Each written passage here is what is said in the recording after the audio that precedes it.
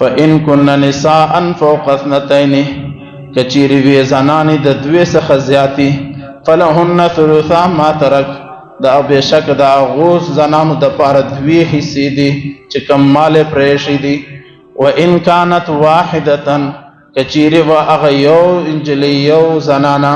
فلهن نصف بس دا غد پاره نیمه حصہ ده عزیزانو دا د سورۃ النساء آیت نمبر 11 دریم سبق دی د میراث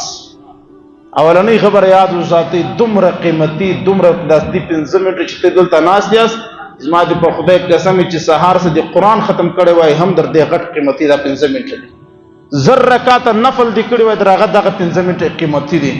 علم میراث اور بیا د قرآن ترجمه اور بیا یو مسله از کول الله او قرآن اور نبی علیہ السلام په حدیث کې بیان کړی دي چې در دې غټ عمل په دنیا کې استا هم نه پروند القان حصہ الله بیان کړ سړی مړ سي شاته القان پاتې سي نارینه پاتې سي نن الله رب العزت بیان فرمایي چې کله سړی مړ سي شاته زنانه انجونی پاتې سي دا هغه څه حق دي اگر چې موته ور کوونه الله تعالی توفیق را نصیب کړي موته په معاشره کې عیب دي په غور دي لور خو څه غواړي وای دا عجب خبره ده قرآن کې الله دا رقم صفه واضح بیان کړی دی الله رب العزت فرمایي سړی مړ سو فین کن نسان فوق اثنتين سړی مړ سو 2 انجونی یا 3 انجونی یا 4 انجونی یا 15 هر څه چې پاتې سوی فلهن ثلثا ما ترک دا اغه انجونو د پاره دوی حصے دي ثلثان دوی ته ویل کیږي 2 تهائی حصہ یعنی دا هغه سړی مال به پر 3 حصے باندې تقسیمیږي 2 حصے مال به د انجونو تور کوي بیا په انجونو کې سره تقسیمیږي مثال کے طور پر 300 روپے به مال تقسیمیږي 200 روپے به دا انجونو تور کوي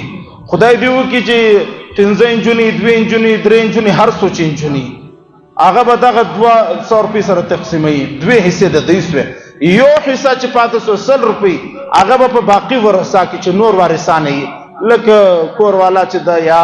خاله دا یا بل څوک یا بل څوک بهرال پاغو کې چیرې هغه ورثه هم موجود نو دغه یو حصہ چې پاتې سوی دا درېما دا به هم دغه انجونو ته ورته تقسیمي شي دا د قرآن اٹل اور فائنل فیصله ده دا په هغه صورت کې چې دغه اور دا انجونی کوم انجونی مراد ده لور د زوی لور مسیح چورته وای د زوی لور حقيقي خور چې مور پلار شریک حقيقي خوري یا صرف په پلار باندې شریک خوري علاتی خور چورته وای دغه څلور انجونو په باره کې د قرآن دغه فیصله ده چې 2 حصے به د دې حق جوړیږي په منقولي او په غیر منقولي جایداد کې زمزکه د باغونه دي د غیر منقولي دي په دغه کې هم حصہ ده او کوم منقولي دي گاډي او غړي او پیسې په دغه کې هم حصہ ده دا دواړه میراث پر دې باندې تقسیمیږي اور دلته یو خاص مسله ډیره ضروری مسله هغه ده چې چیرې دغه انجلی کې او انجلی مړه زامونه موجود یا لونه موجود وي یعنی لور مړه ده د لور اولاد موجود دي المسیان وغیرہ موجود دي هغه ټیم بیا قانون دادی چې ورته قتل کیږي کې پلار ژوندې و لور مړه و بیا د زامونو یو حق نستا بس هغه بیا فارغ دي کې چیرې پلار مړو بیا لور مړه ولا نو هغه ټیم چې کوم حصہ مور تور کوله هغه حصہ به زامونو تور کړی کیږي یو کمی کوتاهی پکې جایز نه ده دا هم د قرآن فیصله ده وان كانت واحده فلها النصف اور کچيري پلار مرسو انجلی و پاتسو نورور لري نوري انجلی لري فلها النصف د پلار مال په 2 حصہ باندې تقسیمیږي نیمه حصہ به دغه انجلی تور کوي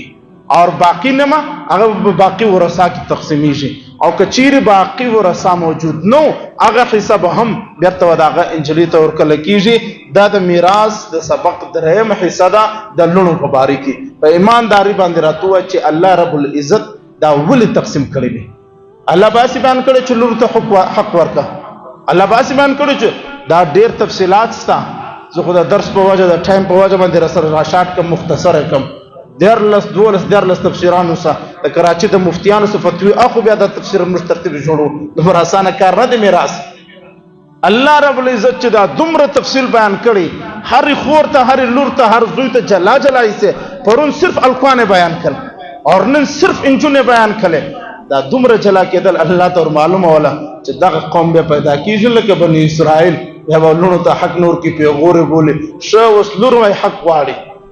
او کله چې لور لږ عدالت خواته ولاړ شي پر پلار یا پر لور کیسو کې دا خو ډیر د کفر کارو کې الله تعالی د عمل کولو توفیق را نصیب الحمد لله رب العالمين.